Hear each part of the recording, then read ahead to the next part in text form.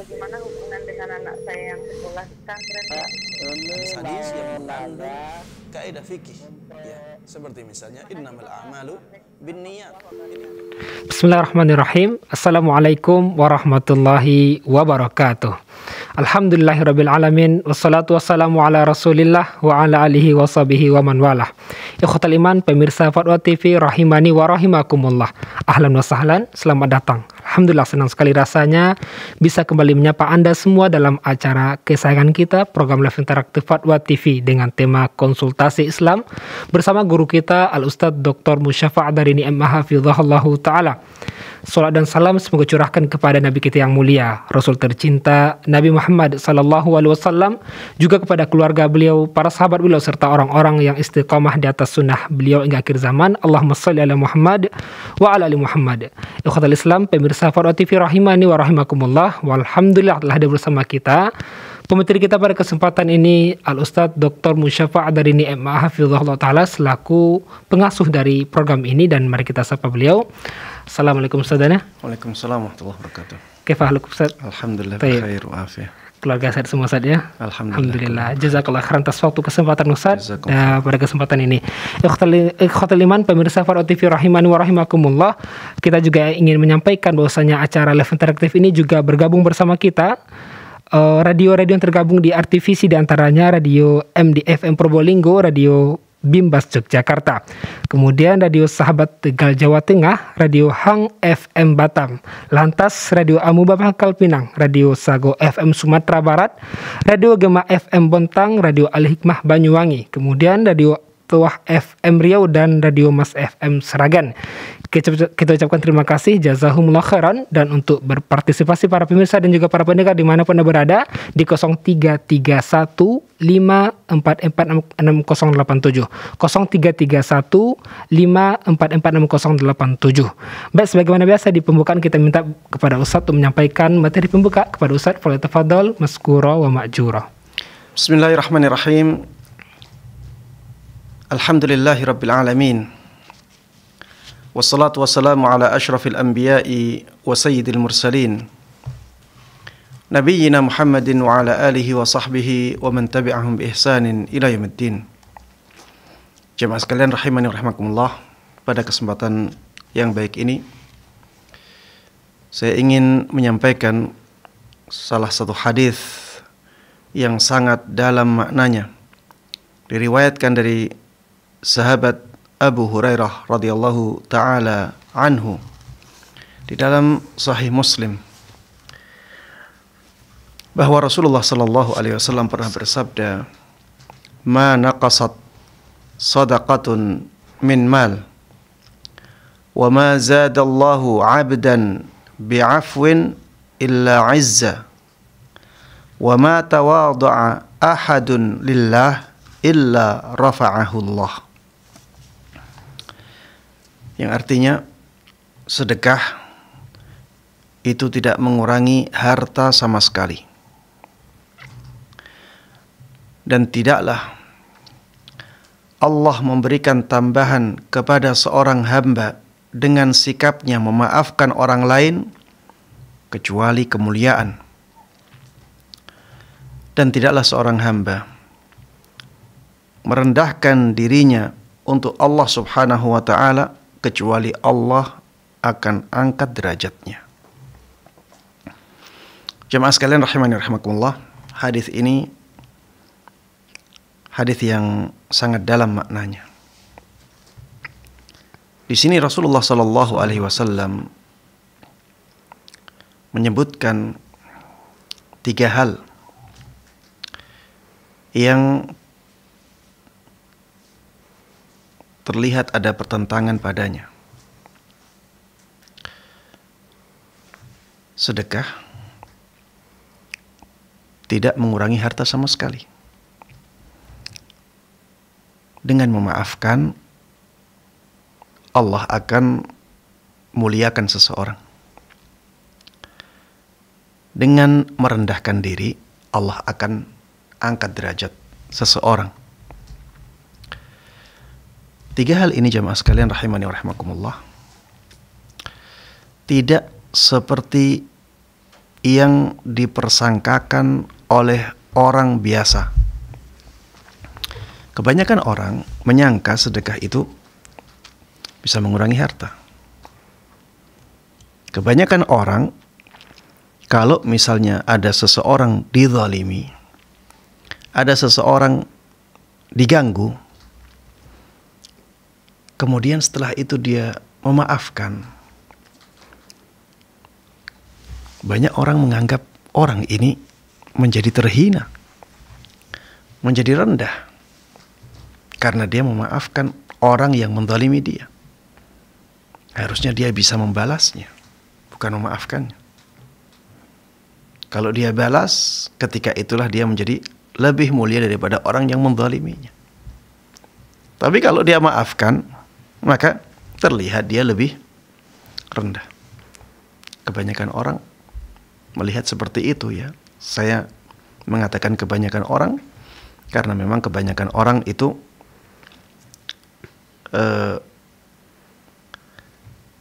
jauh dari agama. Kebanyakan orang itu jauh dari agama. Apalagi kalau kita lihat ya, kenyataan bahwa kaum muslimin itu minoritas kalau dibandingkan dengan orang-orang di luar Islam. Taib. Yang ketiga, dengan merendahkan diri, biasanya orang menganggap, oh berarti dia rendah. Tapi di sini dikatakan lain. Justru dengan merendahkan diri itu, seseorang akan diangkat derajatnya oleh Allah Subhanahu wa taala. Jamaah sekalian rahimani wa rahimakumullah. Inilah kekuasaan Allah Subhanahu wa taala. Allah Subhanahu wa taala bisa menjadikan sesuatu yang kelihatannya bertentangan itu menjadi serasi. Kurangnya harta, bertambahnya harta dengan sedekah kelihatannya bertentangan. Karena sedekah itu mengurangi harta. Mengurangi harta, harusnya hartanya berkurang, bukan bertambah. Tapi Rasulullah SAW mengatakan sedekah itu tidak mengurangi harta sama sekali. Allah berkuasa untuk menjadikan seperti itu. Dan tidak berkurangnya harta seseorang karena sedekah itu punya dua kemungkinan. Ada dua kemungkinan. Kemungkinan yang pertama, harta yang tersisa menjadi lebih berkah. Karena menjadi lebih berkah, seakan-akan harta tersebut menjadi lebih banyak. Sehingga sedekah tidak mengurangi harta ini sama sekali. Hakikatnya sedekah itu tidak mengurangi harta ini sama sekali. Karena keberkahan harta yang tersisa menjadi bertambah. Kemungkinan yang kedua, Allah Subhanahu wa ta'ala akan memudahkan jalan rizki orang tersebut karena sedekahnya. Sehingga seakan-akan yang tersisa itu menjadi bertambah banyak. Dan pertambahan itu lebih banyak daripada sedekah yang dikeluarkan. Sehingga seakan-akan sedekah itu tidak mengurangi harta sama sekali. Dan Allah mampu mewujudkan yang seperti ini. Innallaha ala kulli syai'in qadir. Sesungguhnya Allah Subhanahu wa ta'ala maha berkuasa atas segala sesuatu. Dan itu sangat mudah bagi Allah Subhanahu wa ta'ala. Inna dzalika 'ala Allahi yasir. Sesungguhnya yang seperti itu mudah bagi Allah Subhanahu wa ta'ala. Kemudian jamaah sekalian rahimani rahimakumullah, yang kedua, Allah tidaklah memberikan tambahan kepada seorang hamba dengan sikapnya memaafkan orang lain kecuali kemuliaan. Allah berkuasa menjadikan seperti ini. Maka jemaah sekalian rahimani wa rahimakumullah, kalau kita dizalimi orang lain, kita diganggu orang lain dan kita lihat orang tersebut, kalau kita maafkan, maka dia akan berusaha untuk introspeksi. Dia berusaha untuk muhasabah diri. Dia berusaha untuk menjadi lebih baik. Maka lebih baik kita maafkan. Lebih baik kita maafkan. Allah katakan, "Faman afa wa aslaha fa ajruhu 'ala Allah." Barang siapa yang memaafkan dan dia berbuat baik dengan memaafkan itu. Dia berbuat baik dengan memaafkan itu. Maksudnya dia memperbaiki keadaan orang tersebut dengan memaafkannya.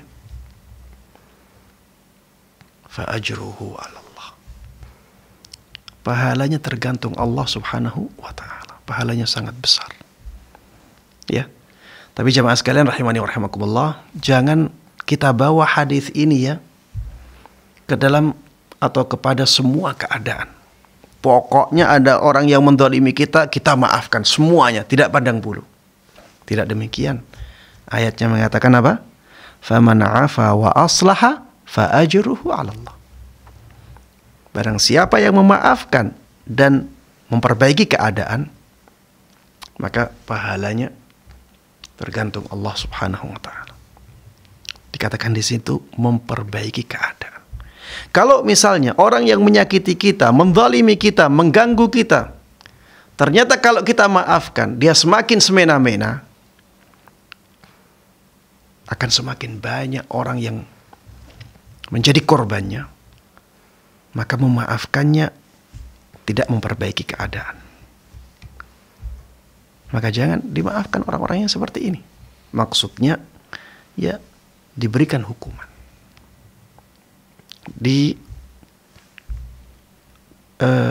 Laporkan, di meja hijaukan kalau bisa, agar dia jerah, agar tidak ada korban-korban lain setelah kita. Tapi kalau misalnya orang tersebut memang pantas untuk kita maafkan, maka maafkanlah. Allah akan memberikan kepada kita kemuliaan, memberikan kepada kita tambahan kemuliaan. Bukan kita menjadi hina, tapi kita menjadi semakin mulia di sisi Allah Subhanahu wa taala. Kemudian Rasulullah katakan, "Wa ma tawadha'a ahadun lillahi illa rafa'ahu Allah." Tidaklah seseorang bersikap rendah diri, tidaklah seseorang tawadhu kecuali Allah akan angkat derajatnya. Dan ini ya sangat jelas kita lihat di tengah-tengah masyarakat. Siapapun yang dia merendah, Allah akan angkat derajatnya. Sebaliknya, siapapun yang sombong, tinggi hati, Allah akan hinakan dia di tengah masyarakatnya. Jamaah sekalian rahimani wa rahimakumullah, inilah 3 pesan yang ada dalam hadis ini, dan pesan-pesan ini sangat berharga. Oleh karenanya, mari kita semangat untuk bersedekah. Mari kita semangat untuk memaafkan orang lain. Mari kita semangat untuk merendahkan diri karena Allah Subhanahu wa taala. Demikian yang bisa saya sampaikan dalam pesan singkat ini. Mudah-mudahan bermanfaat dan diberkahi oleh Allah Subhanahu wa taala. Amin amin ya rabbal alamin. Sallallahu wasallam wa baraka ala nabiyina Muhammadin wa ala alihi wa sahbihi wa man tabi'ahum bi ihsanin ila yaumiddin. Alhamdulillahirabbil alamin. Barakallahu fikum wa jazakumullah khairan atas nasihat di pembukaan ini. Para pemirsa, para pendengar dimanapun Anda berada, kembali kami mengajak Anda semua untuk bertanya langsung di 0331544687. Baik, bisa kita bacakan soal pertama Ustaz yang telah masuk di meja redaksi Fatwa TV. Yang pertama dari Bapak Syahrir Mustafa di Kota Kendari, Sulawesi Tenggara. Bismillah, assalamualaikum sadana. Kalau misal kita dalam keadaan safar, naik pesawat kemudian transit di satu negara 1-2 hari dan menginap di hotel, apakah pada saat itu transit itu masih dibolehkan untuk jamak dan qashar? Dan apabila dalam pesawat, bolehkah sholat di qashar dan di jamak? Terima kasih Ustaz. Baik, jamaah sekalian rahimani wa rahimakumullah. Selama seseorang masih berstatus sebagai seorang musafir, sebagai seorang yang sedang melakukan perjalanan jauh, maka dia boleh mengambil keringanan dari syariat, bahkan sangat dianjurkan. seperti misalnya mengqashar sholatnya atau menjamak sholatnya. Untuk mengqashar sholat, maka ini sangat dianjurkan. Dahulu Rasulullah SAW ketika melakukan perjalanan jauh atau safar, beliau selalu mengqashar sholatnya. Makanya ketika seseorang sedang melakukan perjalanan jauh, transit di hotel atau nginap di rumah teman, ya, 1-2 hari atau 3 hari, maka dia sangat dianjurkan untuk mengambil keringanan mengqashar sholatnya. Kecuali kalau dia bermakmum dengan imam yang tidak mengqashar, maka dia tidak boleh mengqashar. Adapun jamak sekalian rahimani wa rahimakumullah, ya, menjamak sholat, maka ini sesuai dengan kebutuhan. Kalau misalnya dia sangat membutuhkan menjamak sholatnya, maka sangat dianjurkan untuk menjamak sholat. Menjamak lebih afdal ketika itu.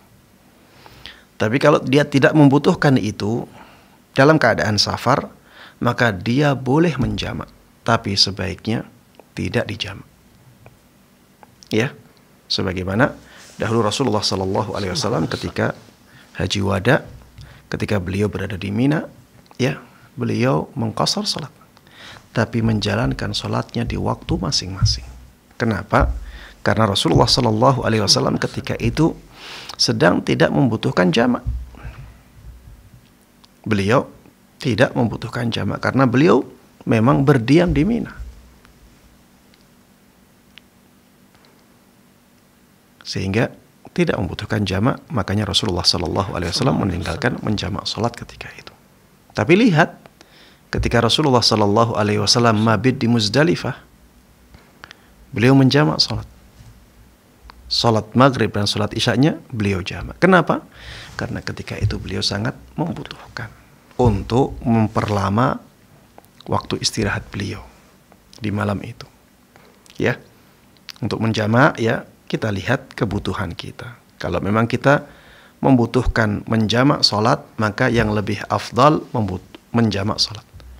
Kalau misalnya tidak membutuhkan menjamak salat, maka yang lebih afdal tidak menjamak salat tapi tetap qashar karena memang keadaannya sedang safar. Ya. Taib jamaah sekalian rahimani wa rahimakumullah. Adapun yang selanjutnya yaitu ketika di atas pesawat, ya, apakah sholat jamak qasharnya boleh dengan duduk, ya? Maka kita lihat keadaannya. Apakah dia bisa sholat dalam keadaan berdiri? Ya.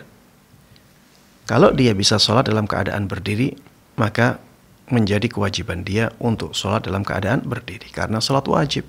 Berbeda kalau sholat sunnah. Kalau sholat sunnah bebas, ya. Sholat sunnah bebas, kita bisa berdiri, kita bisa duduk, kita bisa berbaring, ya, kita bisa di atas kendaraan, kita bisa di atas tanah, ya, tidak ada masalah untuk sholat sunnah, ya. Yang menjadi masalah itu sholat wajib. Sholat wajib pada asalnya tidak boleh di atas kendaraan. Di atas pesawat pun pada asalnya sholat wajib tidak boleh, ya. Kalau masih ada kesempatan untuk sholat wajib di bawah, ya, maka diwajibkan kepada kita untuk sholat wajib di bawah. Baik sebelum naik pesawat atau setelah naik pesawat. Tapi kalau misalnya kita nunggu, untuk mendarat landing, ya. Kalau menunggu landing ternyata waktunya keluar, ya, maka kita, ya, diberikan keringanan untuk sholat wajib di atas pesawat. Dan untuk masalah duduknya, maka sesuai dengan keadaan. Kalau memang tidak boleh sholat dalam keadaan berdiri, maka, ya, itu uzur bagi kita untuk melakukannya dengan cara duduk.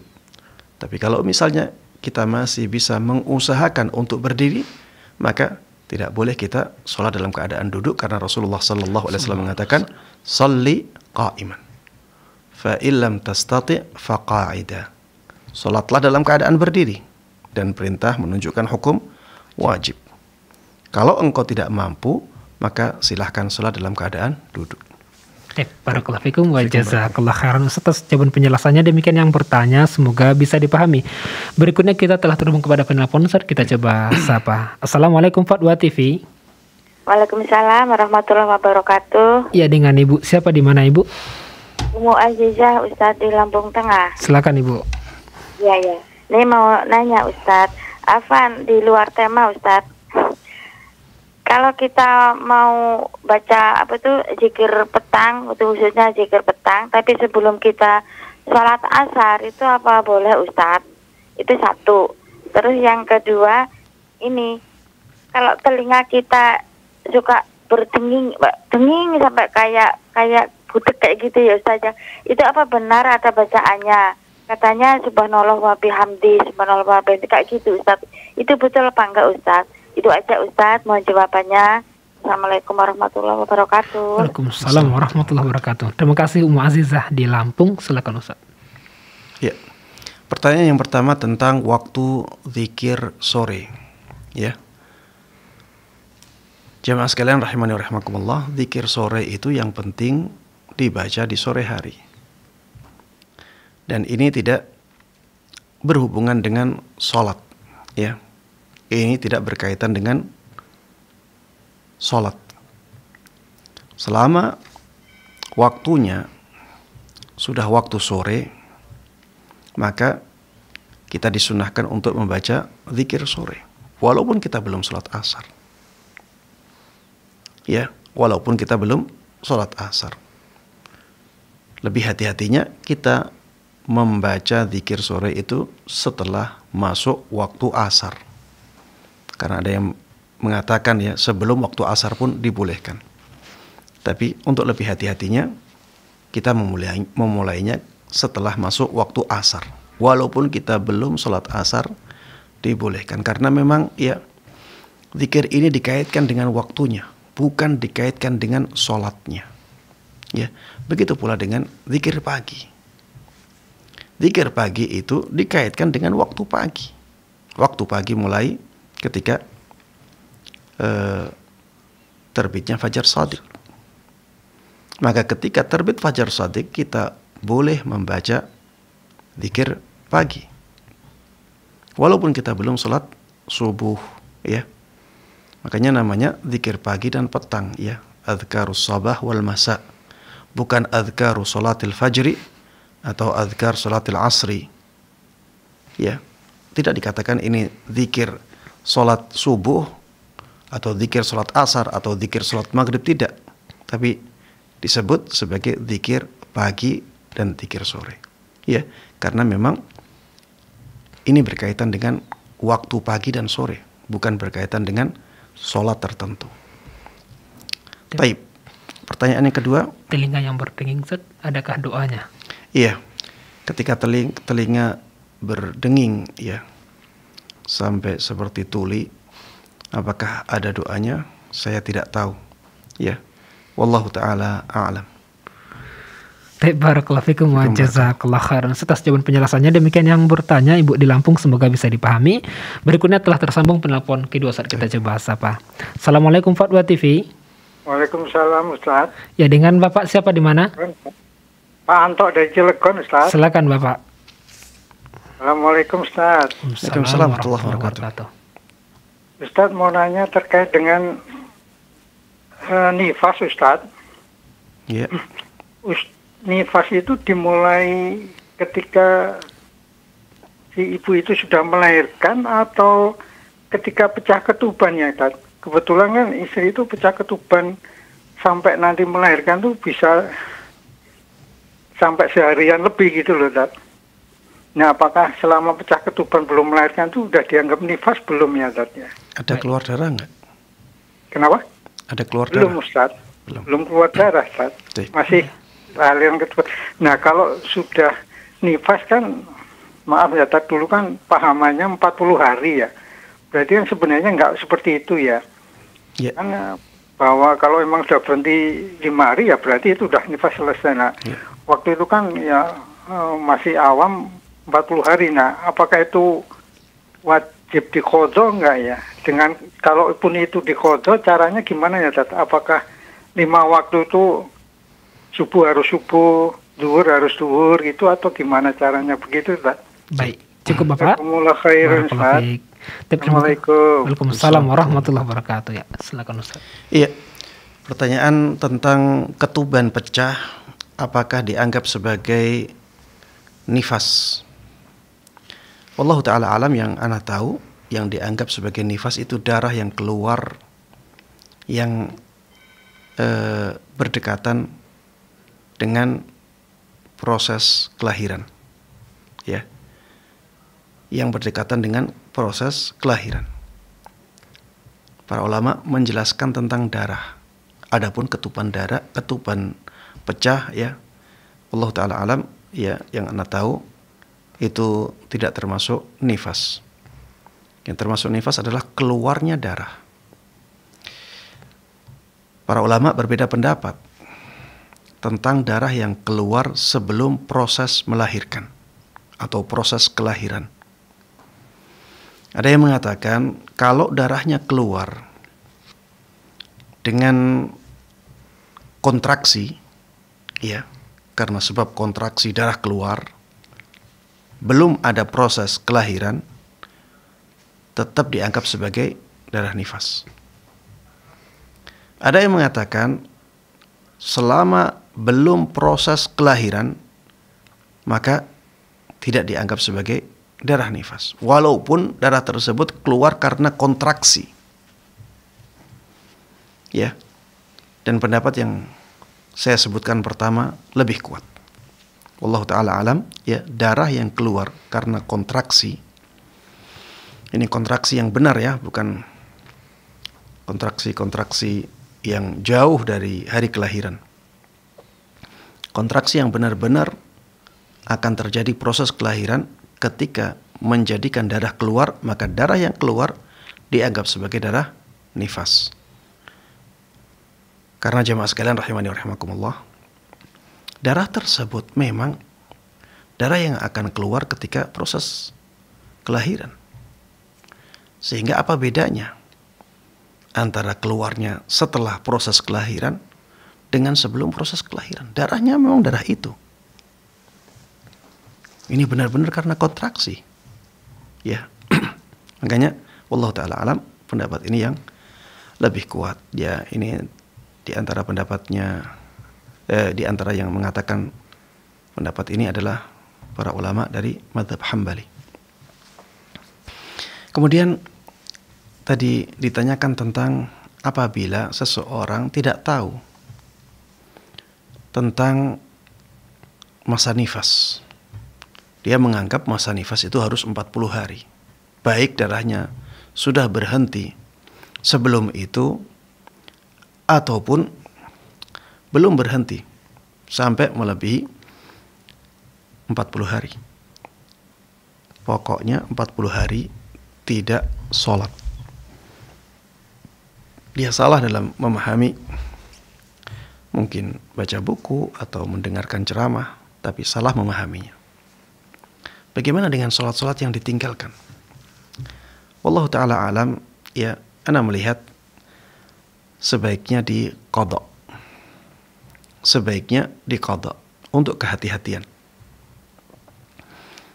Dan dia tidak berdosa ketika dia meninggalkan sholat-sholat tersebut karena adanya uzur kejahilan. Tapi dia tetap diwajibkan untuk mengqadhanya. Pendapat ini lebih berhati-hati. Bagaimana mengqadhanya? Sebaiknya mengqadhanya adalah diurutkan waktunya. Ya. Jadi subuh, zuhur, asar, maghrib, isya. Kemudian lagi subuh, zuhur, asar, maghrib, isya. Urut seperti itu. Adapun waktunya maka tidak harus. Tidak harus di waktu masing-masing, tidak. Kenapa? Karena waktunya sekarang sudah menjadi waktu qadha, ya. Waktu qadha itu tidak harus menunggu waktu sholat yang sejenis. Seperti misalnya ya, ana lupa sholat duhur. Lupa, benar-benar lupa. Baru teringat di waktu maghrib. Kapan saya wajib mengqadhanya? Ketika ingat. Yaitu di waktu maghrib itu saya mengqadha sholat duhur. Begitu pula dengan kasus-kasus qadha yang lainnya. Seperti kasus kita yang sedang kita bahas ini, berarti dia mengqadhanya urut, ya. Subuh, zuhur, asar, maghrib, isya, ya. Atau kalau mulainya zuhur, mulai yang ditinggalkan zuhur ya, berarti zuhur, asar, maghrib, isya, subuh. Tapi ya waktunya tidak harus sesuai dengan waktu sholat masing-masing. Karena sekarang status sholatnya adalah qadha, ya, sehingga kapan dia punya kemampuan untuk mengqadhanya, maka ketika itu dia mengqadhanya.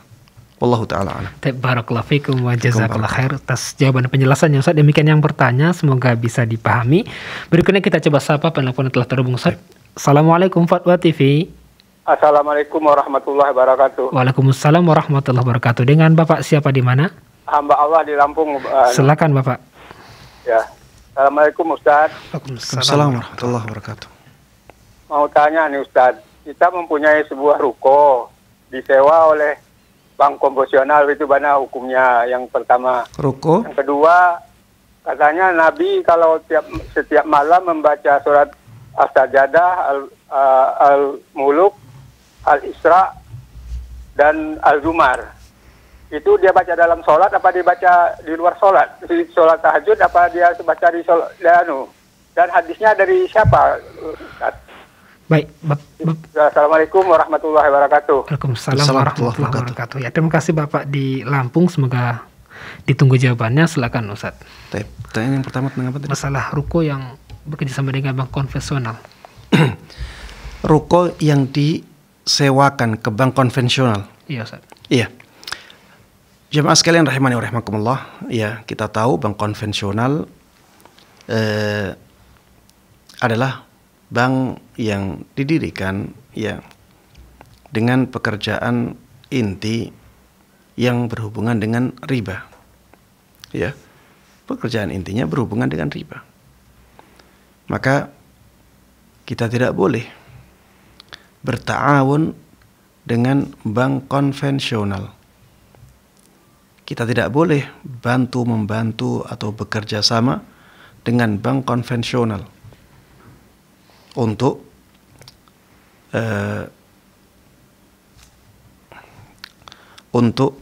kegiatan-kegiatan yang berhubungan dengan bank konvensional tersebut, ya, berhubungan dengan misalnya tabung menabung, ya, seperti ini tidak dibolehkan. Kenapa? Ya karena Allah Subhanahu wa taala melarang ta'awun 'alal itsmi wal 'udwan. Di dalam surat Al-Maidah Allah Subhanahu wa taala berfirman, "Wala ta'awanu 'alal itsmi wal 'udwan." Wala ta'awanu 'alal itsmi wal 'udwan. Janganlah kalian bantu-membantu dalam dosa dan kezaliman. Jamaah sekalian rahimani wa rahimakumullah, yakinlah bahwa rezeki kita tidak akan berkurang kalau kita meninggalkan sesuatu yang diharamkan Allah. Dan rezeki kita tidak akan bertambah kalau kita melanggar apa yang dilarang oleh Allah Subhanahu wa taala. Allah sudah larang, maka tinggalkan. Allah akan ganti dengan yang lebih baik dari itu. Wa may yattaqillaha yaj'al lahu makhraja wa yarzuquhu min haitsu la yahtasib. Barang siapa yang bertakwa kepada Allah Subhanahu wa taala, Allah akan berikan kepada dia solusi. Allah akan berikan untuk dia solusi. Dan Allah akan berikan rizki kepada dia dari jalan yang tidak dia sangka-sangka. Taib, ini jawaban untuk pertanyaan yang pertama. Pertanyaan yang kedua tentang surat-surat yang dibaca di malam hari, ya. Ada surat Al-Mulk, ya. Tadi disebutkan surat As-Sajdah, disebutkan surat Al-Isra, surat Az-Zumar, ya. Yang Anda tahu, ya, surat Al-Mulk, surat Az-Zumar, surat Al-Isra, hadisnya kuat, ya. Bisa dijadikan sebagai hujjah. Dan dibacanya di malam hari. Tidak harus sebelum tidur. Pokoknya mulai malam hari. Disunnahkan untuk membaca surat Al-Mulk, surat Az-Zumar, dan surat Al-Isra. Itu yang Ana tahu, hadisnya kuat, ya. Bisa dijadikan sebagai sandaran hukum. Adapun tentang surat As-Sajdah, wallahu taala alam, saya belum tahu tentang derajat hadisnya. Jadi saya tidak bisa mengatakan hadisnya lemah ataukah hadisnya kuat. Wallahu taala alam. Barakallahu fiik. Dan untuk membacanya dalam salat atau bagaimana, Ustaz? Iya, tadi saya sudah sampaikan membacanya di malam hari. Malam hari yang penting. Iya, membacanya di malam hari. Dan biasanya Rasulullah sallallahu alaihi wasallam membacanya sebelum tidur. Sebelum tidur. Maksudnya sebelum tidur, ya. Dari awal malam sampai beliau tidur. Intinya di malam hari. Wallahu taala a'lam. Barakallahu fiik wa jazakallah khair atas jawaban penjelasannya, Ustaz. Demikian yang bertanya, semoga bisa dipahami. Kita coba sapa lagi penelpon berikutnya, Ustaz. Assalamualaikum Fatwa TV. Waalaikumsalam warahmatullahi wabarakatuh. Ya, dengan siapa di mana? Dari hamba Allah di Jawa Timur. Silakan Ibu. Assalamualaikum Ustaz. Waalaikumsalam warahmatullahi wabarakatuh. Barakallahu fiik ya Ustaz. Fiik barakallah. Baik, barakallah. Ini Ustaz tentang mengenai sholat begitu Ustaz. Salat, Mana sholat? Ya Ibu. Bagaimana hukumnya kalau orang menikahkan anaknya itu ayahnya tidak mengerjakan sholat? Diingetin ya sudah, dikasih nasihat itu sudah, begitu Ustaz. Nanti kalau tidak sholat kan tidak sah nikahnya anaknya, kan begitu ya Ustaz ya. Baik. Bagaimana nanti kalau cuma sholat sementara setelah menikahkan anaknya itu, nanti setelah itu meninggalkan sholat lagi, itu bagaimana hukumnya Ustaz? Dan yang kedua Ustaz, saudara saya kan mempunyai utang begitu Ustaz ya. Dia kalau sudah punya uang begitu tidak melunasi utangnya, malah itu digunakan untuk yang lainnya begitu Ustaz. Sedangkan saya kan kerjanya cuma nyuci, itu 1 bulan cuma 1 bulan 100, ya ada yang 100 begitu Ustaz, ada yang 200 lebih begitu. Sudah tahulah pekerjaan saya begitu Ustaz, tapi dianya tuh masalah utang kok kayaknya enteng banget gitu Ustaz. Malah kalau punya uang malah males mau lunasi begitu Ustaz. Jadi kami terpaksa pura-pura punya utang sama orang lain biar dia nyaur begitu Ustaz, dia bayar ke saya begitu Ustaz. Ini bagaimana Ustaz? Ini dalam keadaan terpaksa begitu Ustaz. Baik. Bayar gitu Ustaz. Cukup Ibu. Ini mau tanya Ustaz, biasanya Ustaz Syafiq ini selalu online, itu gimana keadaannya gitu Ustaz? Saya jemaahnya begitu Ustaz. Mohon penjelasan Ustaz. Syukran, jazakallahu khair. Assalamualaikum warahmatullahi wabarakatuh. Waalaikumsalam warahmatullahi wabarakatuh. Terima kasih Bu di Jawa Timur. Silakan Ustaz. Taib, pertanyaan yang pertama. Salah wali nikah tidak sholat. Taib, jemaah sekalian rahimani rahimakumullah. Apakah orang yang tidak sholat boleh jadi wali nikah? Para ulama berbeda pendapat tentang masalah ini, ya. Dan masalah ini itu bermuara pada masalah hukum orang yang meninggalkan sholat. Apakah dia keluar dari Islam? Apakah dia dianggap murtad? Ataukah dia dianggap sebagai orang yang fasik? Maka jamaah sekalian rahimani rahimakumullah, ada perbedaan pendapat yang panjang sekali ya dalam masalah ini. Wallahu ta'ala alam, pendapat yang ana lihat paling kuat adalah kita harus membedakan keadaan orang-orang itu. Apabila dia meninggalkan sholat karena keyakinan dia sholat itu tidak wajib, maka orang ini keluar dari Islam. Dan ini disepakati oleh para ulama. Kalau ada orang meninggalkan sholat dan dia meyakini bahwa sholat itu tidak wajib, dia mengingkari kewajiban sholat 5 waktu, dia kafir. Sebab kufurnya karena pengingkaran dia. Ya, pengingkaran dia itu menjadikan dia kufur. Bahkan kalau dia masih sholat. Kalau dia masih sholat, tapi mengingkari kewajiban sholat 5 waktu, para ulama ijma orang ini kufur. Kecuali apabila dia seorang yang baru masuk Islam dan belum tahu, maka orang yang seperti ini dikasih tahu. Atau dia hidup di tempat yang sangat terpencil, tidak terjamah oleh ilmu. Dia taunya hanya masuk Islam saja, belum dikasih tahu tentang sholat 5 waktu itu wajib. Akhirnya dia tidak tahu. Orang yang seperti ini tidak bisa dikafirkan ya, karena dia punya uzur kejahilan. Tapi orang yang hidup di tengah-tengah kaum muslimin, banyak dan mudah mendapatkan ilmu, orang yang seperti ini apabila mengingkari kewajiban sholat 5 waktu, maka dengan itu dia dianggap kufur oleh semua ulama Islam. Apabila orang tersebut meninggalkan sholat karena malas, karena kalah oleh hawa nafsunya, maka kita lihat ya, apakah dia meninggalkan semua sholat ataukah kadang-kadang masih sholat. Kalau dia meninggalkan semua sholat, tidak pernah sholat sama sekali, Ustaz, maka orang yang seperti ini ya adalah orang yang keluar dari Islamnya. Ini pendapat yang paling kuat dalam masalah ini. Kalau dia tidak sholat sama sekali, maka dia dianggap kafir. Al-ahdul ladzi bainana wa bainahumus shalah faman tarakaha faqad kafar. Perjanjian antara kita dengan mereka orang-orang kafir adalah sholat ini. Siapapun meninggalkan sholat ini, maka dia telah terjatuh ke dalam kekufuran. Di sini kata-katanya as-shalah, ada al-nya, dan itu bisa dimaknai al-istighraqiyah.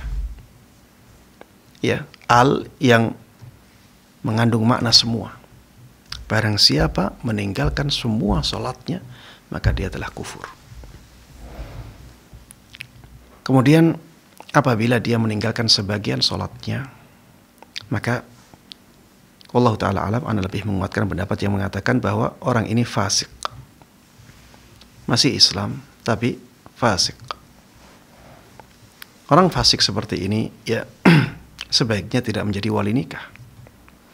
Tapi kalau dia menjadi wali nikah, wallahu ta'ala alam, ya kita tidak bisa membatalkan pernikahannya. Tapi sebaiknya dia mewakilkan kepada orang lain, ya. Sebaiknya dia mewakilkan kepada orang yang baik agamanya. Wallahu ta'ala a'lam. Yang ada kedua, pertanyaan lain? masalah hutang. Iya. Jamaah sekalian rahimani wa rahimakumullah, masalah hutang ini ya masalah yang berbahaya sekali. Banyak orang yang menyepelekan. Ada sebuah hadis yang sangat mengerikan tentang masalah hutang ini. Ya, suatu hari Rasulullah Sallallahu Alaihi Wasallam mengatakan bahwa orang yang mati syahid itu semua dosanya diampuni oleh Allah Subhanahu Wa Taala. Mati syahid, mati dalam berperang membela agama Allah, semua dosanya akan diampuni. Rasulullah kemudian diingatkan oleh Jibril, illa dain, kecualikan hutang. Kemudian Rasulullah sallallahu alaihi wasallam mengatakan, illa dain, kecuali hutang. Kemudian beliau kabarkan kepada para sahabatnya, tadi Jibril mengingatkanku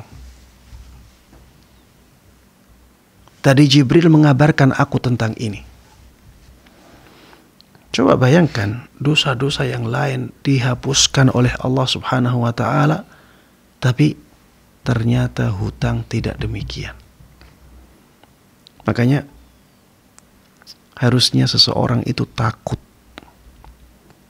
kepada hutang. Tidaklah dia mengambil hutang kecuali karena sangat-sangat mendesak. Kalau tidak mendesak, ya jangan sampai berhutang. Kita tidak tahu kapan nyawa kita dicabut oleh Allah Subhanahu wa taala. Ada salah seorang sahabat Nabi Muhammad sallallahu alaihi wasallam, sahabat yang mulia, meninggal. Rasulullah ingin menyolatinya, tapi ternyata Rasulullah sallallahu alaihi wasallam hendak membatalkan niat beliau untuk menyolati orang ini, karena Rasulullah tahu bahwa orang ini masih punya hutang. Kapan Rasulullah sallallahu alaihi wasallam mau menyolatinya? Ketika ada orang lain mau menanggung hutangnya. Ini hutang sangat mengerikan ya. Dan jamaah sekalian rahimani wa rahimakumullah, hutang itu menjadikan orang merasa hina. Hutang itu menjadikan orang merasa hina. Dan ini terbukti ya. Makanya banyak orang yang malu ketika bertemu dengan orang yang memberikannya piutang. Ya, ketika bertemu dengan orang yang dia berhutang kepadanya. Malu. Makanya banyak orang yang ya tidak mau menampakkan wajahnya di hadapan mereka yang memberikan hutang, yang sudah berbuat baik kepada dia. Kenapa? Karena dia tidak mampu membayar hutang. Dia menjadi malu. Dia merasa rendah diri. Kalau kita mampu untuk meninggalkan hutang sama sekali, maka tinggalkan. Kalau kita tidak mampu, maka berhutanglah di saat-saat yang mendesak dan berusahalah untuk membayarnya secepat mungkin. Dan qada'ud dain itu kewajiban ya. Kewajiban itu pahalanya besar. Maka ya, jamaah sekalian rahimani wa rahimakumullah, jangan bermudah-mudahan dalam berhutang. Adapun yang tadi dikatakan bahwa dia berbohong agar orang tersebut mau menutup hutangnya, maka saya tidak sarankan itu ya. Tidak sebaiknya itu dilakukan. Tapi sampaikanlah kepada orang tersebut ya sesuatu yang benar, bukan dusta, tapi menjadikan dia merasa termotivasi untuk menutup hutang. Mungkin kita bisa mengatur kata-kata yang benar, tapi bisa disalahfahami oleh dia. Ketika dia salah faham dengan kata-kata itu, dia termotivasi untuk menutup hutangnya. Tapi kita tidak bohong, ya, kita tidak bohong. Ini yang disebut dengan tauriyah, ya, mengungkapkan kata-kata yang maknanya ambigu, bisa difahami seperti ini, bisa difahami dengan makna lain, tapi kita tidak berbohong dengan itu, dengan tujuan agar dia punya semangat untuk menutup hutangnya. Wallahu ta'ala. Barakallahu fiik, terima kasih jazakallahu khair atas jawaban penjelasannya Ustaz. Demikian yang bertanya, semoga bisa dipahami, dan juga kami informasikan juga untuk jadwal Ustaz Syafiq Riza Bersalamah di Fatwa TV, program beliau live interaktif Fatwa TV konsultasi keluarga pada Rabu malam, tepatnya pukul 20.00 waktu Indonesia Barat. Baik, kita beralih kepada pertanyaan telah masuk di meja redaksi Fatwa TV Set dari Bapak Nasrul di Aceh, Kabupaten Nagan Raya. Ahsanallahilaikum Ustadzana, mohon penjelasannya. Di hari Jumat ketika kita masbuk, azan sudah dikumandangkan. Apakah kita harus menunggu selesai azan baru sholat sunat tahiyatul masjid, atau lebih utama azan daripada mendengar khutbah? Baik. Jamaah sekalian rahimani wa rahimakumullah, harus dibedakan antara azan pertama dengan azan kedua ya. Kalau azannya adalah azan pertama, sebagaimana banyak dilakukan oleh masjid-masjid di sekitar kita ya, ada dua azan ya.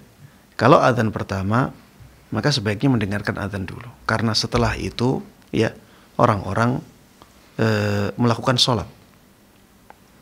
Jadi al-jam'u aula minat tarjih di sini. Ya. Mengompromikan dua kebaikan itu lebih baik daripada mengalahkan salah satunya. Kalau kita mendengarkan azan dulu, menjawab azan, berdoa setelah azan, kemudian setelah itu baru sholat, maka kita mengumpulkan dua kebaikan di sini.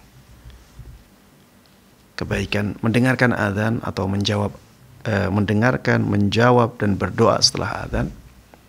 Kemudian kebaikan sholat tahiyatul masjid.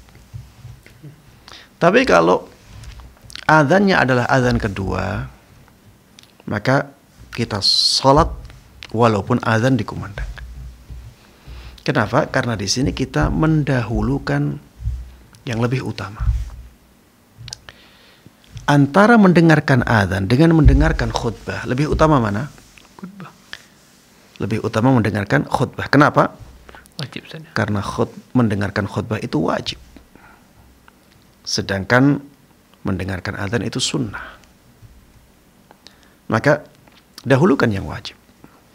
Ya, dahulukan yang wajib maksudnya berusahalah untuk mendengarkan khutbah. Caranya apa? Segera sholat. Berarti kita langsung sholat walaupun azan sedang berkumandang. Kita sholat untuk apa? Tujuan kita adalah agar kita bisa mendengarkan khutbah dari awal sampai akhir. Ya demikian, wallahu ta'ala. Barakallahu fiik, jazakallah khair atas jawaban penjelasan Ustaz. Demikian yang bertanya semoga bisa dipahami. Kita bacakan soal berikutnya Ustaz dari Ibu Selvia Ines di Jawa Barat, Kota Bekasi. Assalamualaikum Ustaz, saya ingin bertanya. Saya adalah seorang mu'alaf yang dahulu memelihara anjing, tetapi sekarang sudah menjadi milik orang tua saya karena orang tua saya belum mu'alaf.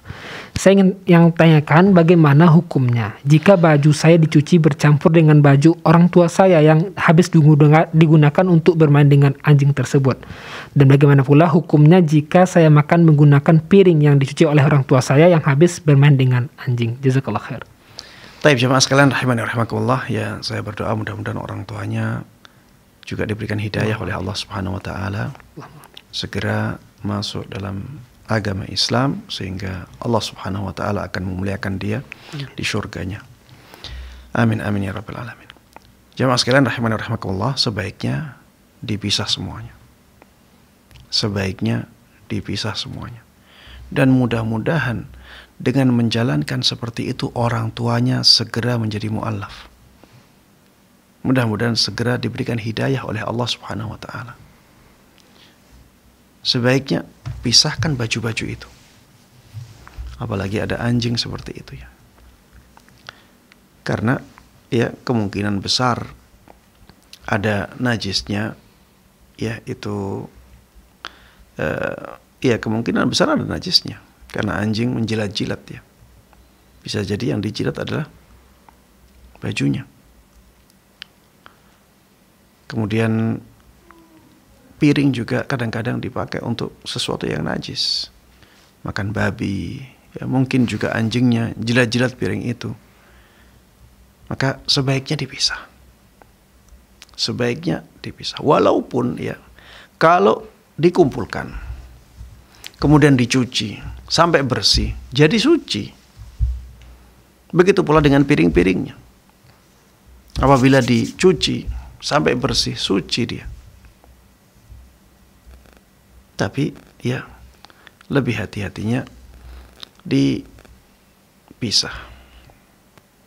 Karena lebih baik kita mengambil ya sesuatu yang tidak ada resikonya daripada kita melakukan sesuatu yang ada resikonya. Contohnya ya misalnya, kalau kita diberikan pilihan mencampur baju kita dengan baju anak-anak kita yang tadinya dikencingi oleh anak-anak kita, dengan mencuci baju kita secara terpisah, karena kita tahu baju anak-anak itu dikencingi oleh mereka, bekas kencing mereka, maka kita pisahkan. Lebih memilih ini atau dicampur. Padahal kalau dicampur juga nantinya akan bersih kalau memang zat kencingnya hilang. Dua-duanya akan menjadi bersih, tapi kita lebih memilih yang tanpa resiko. Lebih memilih untuk dipisahkan. Kita merasa jijik lah, kita merasa takutnya nanti tidak terlalu tidak memenuhi syarat tentang kesuciannya. Begitu pula dengan masalah yang ditanyakan tadi. Ya, lebih baik dipisah. Dan mudah-mudahan dengan kehati-hatian itu hati orang tua terketuk untuk masuk Islam. Ya, ini termasuk di antara bentuk dakwah bil hal, ya, dakwah dengan tingkah laku. Wallahu taala. Barakallahu fiik, jazakallahu khair atas jawaban penjelasannya Ustaz. Demikian yang bertanya semoga bisa dipahami dan merupakan pertanyaan penutup pada perjumpaan kali ini Ustaz. Akhirnya jazakallahu khair wa barakallahu fiikum atas ilmu dan faedahnya Ustaz dan juga waktunya. Semoga para pemirsa, para pendengar dimanapun berada dapat kita amalkan yang telah disampaikan oleh Ustaz. Barakallahu fikum. Baik, dan juga para pendengar, para pemirsa dimanapun berada, terus saksikan acara live interaktif Fatwa TV setiap hari Senin hingga Jumat setiap pekannya. Dan untuk mendapatkan informasi kegiatan dan fatwa Perhimpunan Al-Irsyad dan juga Fatwa TV, Anda dapat akses di website www.duanfatwa.com. Syukron, jazakumullah khairan atas kebersamaan semua. Kita tutup dengan baca doa kafaratul majlis. Subhanaka bihamdika asyhadu an la ilaha illa anta astaghfiruka wa atubu ilaik. Assalamualaikum warahmatullahi wabarakatuh. Terus bagaimana hubungan dengan anak saya yang sekolah di pesantren? Hadis yang mengandung kaidah fikih, ya, seperti misalnya innamal a'malu binniyat. Ini